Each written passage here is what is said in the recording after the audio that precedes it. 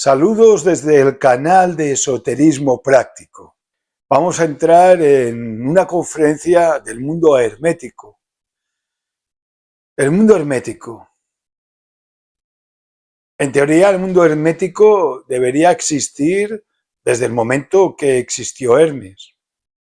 Pero sabemos que Hermes fue un personaje histórico, que después de él hubieron muchos más Hermes y que detrás de él hubieron otros Hermes, pero con otros nombres diferentes.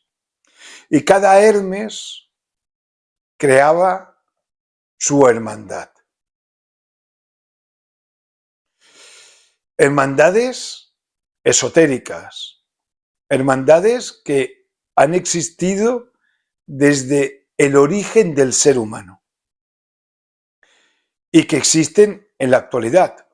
Quizás ahora no son hermandades herméticas o esotéricas o ocultistas, ocultas, o sea, que viven en secreto, pero quizás sí son hermandades que viven de una forma discreta.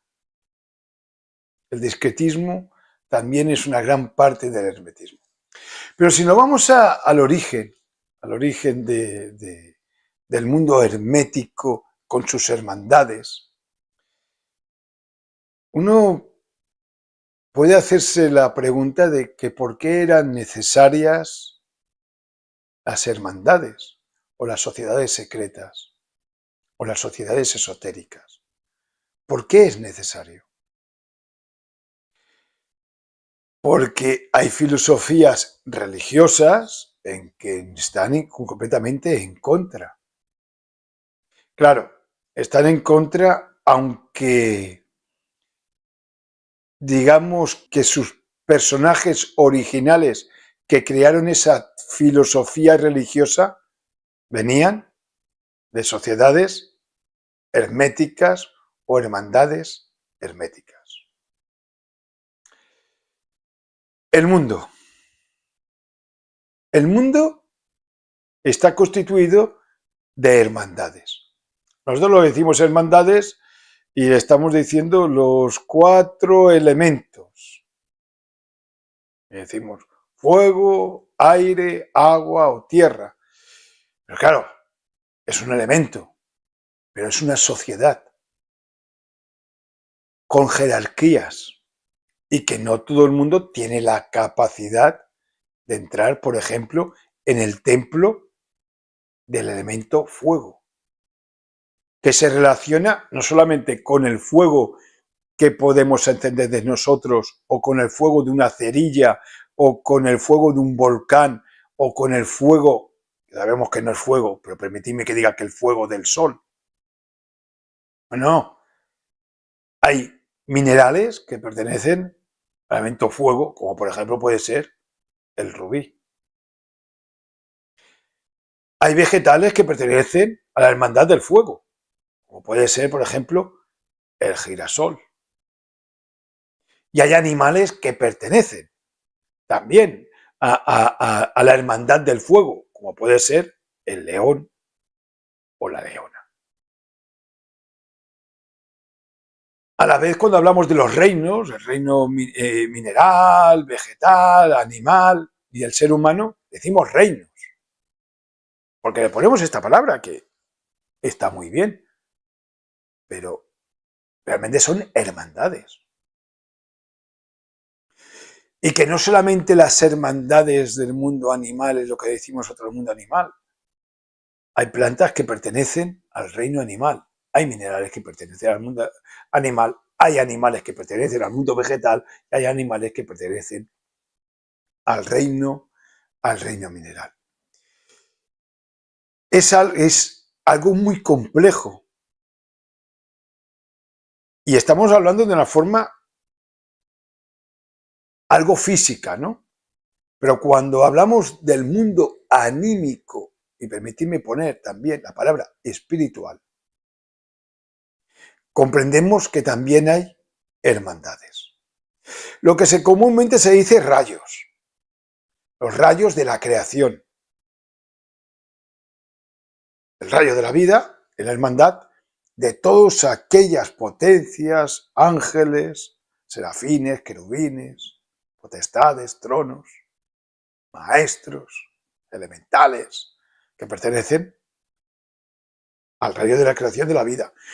Igual que está el rayo de la muerte, con el cual también pertenecen parte de los cuatro elementos y de los cuatro reinos.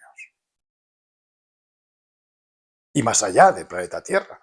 Y también está el rayo de la construcción, el rayo de la medicina, etcétera, etcétera, etcétera. Todos esos rayos, que le decimos rayos, está muy bien decirle rayos, pero también le podemos decir hermandades. Así que nuestro planeta, el universo, está constituido con hermandades.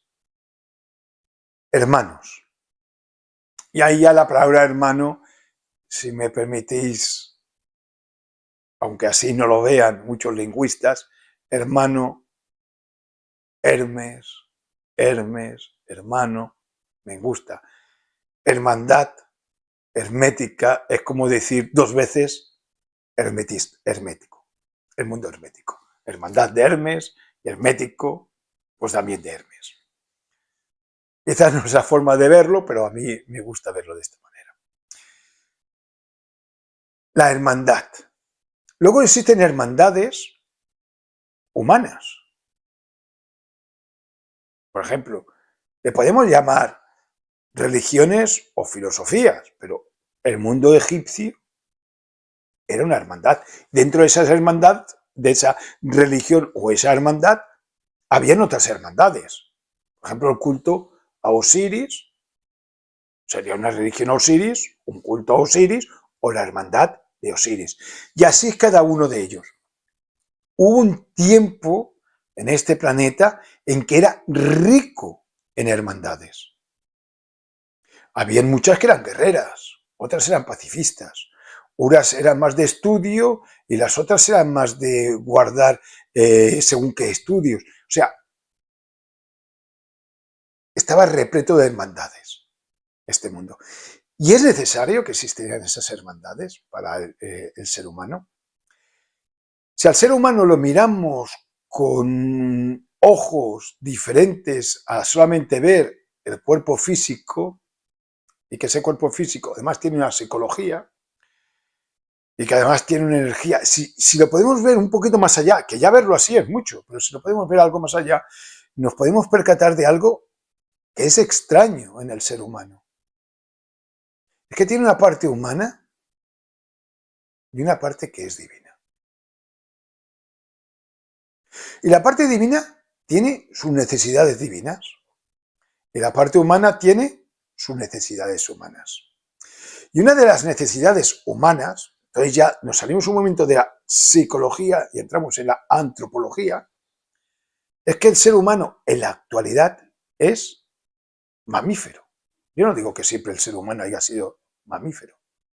Yo digo que en la actualidad el ser humano es mamífero. Y los mamíferos nos gusta asociarnos, comunicarnos, vivir en grupo, sociabilizarnos. Y si se lo pasamos esto al alma humana, comprendemos que al alma humana también le gusta sociabilizarse, reunirse, hablar de sus experiencias y que otros también le hablen de sus propias experiencias. Y cuando unas almas se juntan para hablar de sus experiencias y crecer todas, no solamente se crece con el trabajo íntimo, que es muy importante, sino también se crece escuchando, y no solamente a uno, sino escuchando a los demás, el trabajo colectivo. Cuando el ser humano se junta alrededor de un conocimiento, sea propio o sea colectivo, se crea en ese momento una hermandad. Si esa hermandad prospera, en situaciones que prospera esa hermandad, porque se crean necesidades que sirven para muchas demás almas. Se crea una gran hermandad. Y entonces esa gran hermandad comprende que sus misterios aparte de explicarlos humanamente y de comprenderlos humanamente, les gustaría que también trascendieran y que no solo llegaran a ese alma humana del ser humano, sino que también trascendieran y llegaran a esa parte divina del ser humano. Que podríamos hablar ahora de las hermandades divinas y que también quiere que trascienda esa parte, ese conocimiento divino y que se llegue al humano. Que en muchas ocasiones se dice que hay que divinizar lo humano y hay que humanizar lo divino. Pues bueno, pero ahora como estamos en la parte humana es que trascienda ese conocimiento humano y que llegue a lo divino. Igual vuelvo a decir lo opuesto, que lo contrario, que lo divino se humanice. Pero bueno, ¿cómo divinizar algo humano? Por ejemplo, ¿cómo hacer trascender una profesión para que afecte a la parte divina? ¿Cómo hacer trascender el amor familiar a la parte divina? Necesidades humanas a la parte divina o bien objetivos humanos para que la parte divina también vea esa necesidad. Divinizarnos y humanizarnos a la vez. Y en todas las tradiciones de hermandades o de conocimiento esotérico, y no esotérico, pero como somos hermetistas, el conocimiento hermético, esotérico, ocultista, se realizaba a través de lo que eran rituales de iniciación. Y esto es importante porque el ritual de iniciación no existe solamente uno en la vida, sino existen muchos. Un ritual de iniciación es abrir una puerta de un camino que te lleva de la parte humana a la parte divina. Supongamos, es que no quiero poner ningún culto, porque desde el culto a Mitre, los mitreos que son maravillosos, a Deméter, podríamos estar dando ejemplos, pero si lo juntamos todos, si los apilamos un poco, de pronto encontramos en que el ser humano, al tener esa necesidad de explicar a su parte divina lo que está haciendo la parte humana, de divinizar al ser humano, por eso hay seres humanos que se divinizan totalmente y se convierten en seres divinos, y nosotros a los seres divinos les llamamos dioses, crean ese ritual de iniciación, que es un ser humano está completamente de acuerdo con una doctrina, con un mensaje, con un conocimiento, lo está aplicando, lo ha intelectualizado y lo está viviendo. Pues eso humanamente ya lo estás haciendo bien. O muy bien. Ya estás haciendo todo lo humanamente posible para vivirlo. Pero como tenemos esa otra naturaleza que es la divina, eso que estás haciendo se ha de divinizar. Y entra el ritual. El ritual, que tiene muchas formas de explicarse y muchas definiciones, quizás una de ellas la explica muy bien la runa Rita, nos diría aquí el amigo Krumheller, que es un orden con finalidad. Un orden justo. Y entonces, a través de una serie de movimientos, de símbolos, de objetos, de palabras, de sonidos y de compromiso que coge el alma humana, el alma divina propia del ser humano escucha lo que está diciendo el alma humana. Le interesa. y se abre a ese caminante que está caminando en el mundo físico. Y dice, y esto me lo invento y ella lo que dice, puede pensar, pienso, esto es interesante y quiero acompañar a esta parte humana. Y ya no es uno andando el camino, son dos y más, pero son dos en uno. Ese misterio maravilloso de Géminis, de los gemelos, de las almas gemelas, de ese alma humana y ese alma divina que están hermandadas. Y sabéis que los hermanos a veces, por ser justamente tan iguales, son muy diferentes y a veces no nos entendemos del todo. Y hemos de hacer un esfuerzo para entenderse. Pues bien, estas dos almas hacen un esfuerzo para entenderse y hacer ese camino llamado iniciación. Antiguamente, cuando uno se iniciaba en una serie de rituales, esos rituales esotéricos, ocultos, y es que somos herméticos y somos ocultos, somos así. De pronto, ese alma humana entraba en contacto con otros seres humanos que se habían iniciado ritualísticamente y a través de conocimiento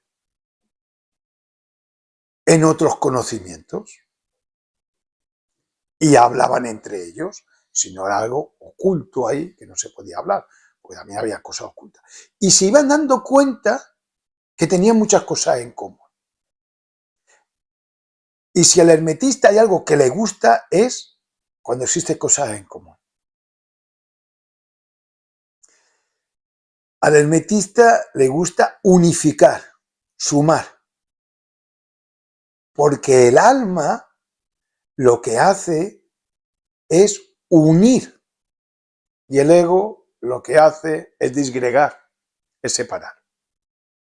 Así que hay conocimiento que te dice, no, el conocimiento griego es griego y el egipcio es egipcio y el que estaba allí es allí, y aunque hayan 200.000 cosas en común, eran diferentes.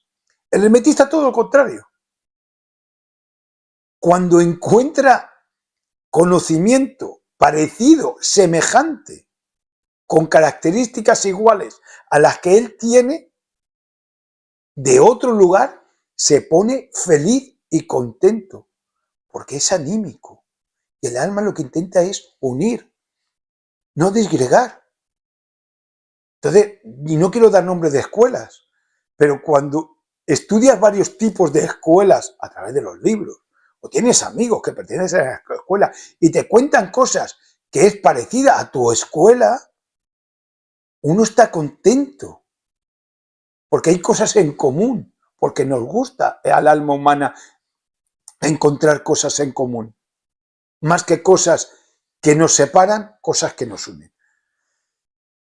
Y de esta manera, cuando hablaban estas personas, encontraban cosas en común.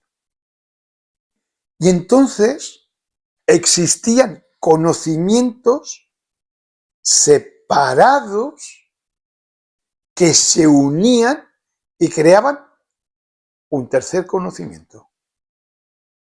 Por ejemplo, el conocimiento o la escuela llamada amantino-neptuniana. Neptuniana, nombre romanizado del dios Ponto o de Poseidón, o como dicen ahora, Posidón, como queráis denominarlo, el dios del mar. Y Amentina, de la diosa Amentis, de Egipto. De Grecia, que lo suyo es el cubo de los griegos, al mundo egipcio. Y uno dice, y pertenecieron muchas personas a este camino de Grecia a Egipto. Y entonces, por una parte, nos ponemos alegres a decir Pitágoras, Tales de Mileto, entre otros. Cuando uno dice Tales de Mileto, ya sé que Pitágoras quizá es más importante, pero a mí es que Tales de Mileto me encanta. Desde Pitágoras a Tales de Mileto, a un sinfín de griegos que fueron a Egipto. Pero eso lo decimos desde nuestro conocimiento lectivo. Pero hemos de comprender también que de Egipto también irían a Grecia. Desconozco quiénes fueron. Al menos en los libros que he leído nunca he encontrado egipcios que hayan venido a Grecia, que seguro que lo ha sabido mucho. Y era un conocimiento fluido que iba de Grecia a Egipto y de Egipto a Grecia. Pero claro, en aquel tiempo no te subías en un avión y aparecías en el Cairo. Lo hacías andando y en barco. Y todos los demás pueblos que había de Egipto a Grecia también se alimentaban de ese conocimiento griego y egipcio. Y de otros pueblos, de otras comunidades, de otras hermandades que eran de todos los lugares de Europa y de todos los lugares. Recordamos, Egipto está en Asia, en aquel tiempo había una gran parte de Asia, y en África. O sea, conocimiento africano que ascendía hasta Egipto, conocimiento asiático que llegaba a Egipto, conocimiento egipcio que llegaba a Asia, conocimiento egipcio que llegaba a la parte de Sudáfrica, conocimiento griego que llegaba a Asia, conocimiento de Asia que llegaba al mundo griego, y quien dice al mundo griego dice al mundo romano, y quien dice al mundo romano dice al mundo íbero, y quien dice al mundo íbero dice a los demás continentes. Que uno dice, hombre, es que los demás continentes fueron descubiertos, históricamente fueron descubiertos. Pero como no estamos hablando de una forma histórica, estamos hablando de una forma esotérica y hermética, ¿quién sabe? Esas pirámides truncadas que hay en el mundo azteca y esas pirámides que hay acabadas en punta en el mundo egipcio, a lo mejor no son tan diferentes. Y palabras por todo el mundo que son iguales. Y eso es lo que nos habla de ese lenguaje universal. Y si hubo un lenguaje universal, es que hubo un conocimiento universal. Y como el uno no existe, porque este es el mundo de la variedad, ese conocimiento universal fue explicado de infinitas formas. De infinitas formas e infinitos lugares cogieron ese conocimiento. Era el gran tesoro que tenía este planeta. Y que a partir de según qué edades fue desapareciendo. Hasta que de pronto, otra vez, escuelas herméticas, no digamos los nombres, fue uniendo otra vez todas esas piezas. Así que cuando decimos que hay solo un conocimiento, habrá un solo conocimiento. Pero ese un solo conocimiento tiene muchas formas de explicar. Infinitas formas de explicar. Es un tesoro infinito. Y las hermandades herméticas, que a veces están cerradas, porque no les queda más fuerza, pero que ellas intentan siempre entregar y abrirse, yo creo que son las entidades más exotéricas que existen, cuando pueden, porque cuando pueden explican todo su conocimiento a través de los medios que pueden, pero claro, cuando no pueden, que están amenazados sus miembros por otras filosofías que no te lo permiten, pues claro, se tienen que hermetizar y se tienen que cerrar porque ahí se pierde todo. Pero cuando puede, es la primavera. Libros, conferencias, meditaciones, experiencias, a través de canales de internet, a través de páginas web, O sea, lo explica de todas las maneras y de todas las formas que hay. Y aquí cabemos todos. Gracias a Dios. Y todavía existen hermandades que duran desde tiempos inmemorables. Que vuelvo a decir, que ya no son tan secretas por el tiempo, pero sí que son discretas.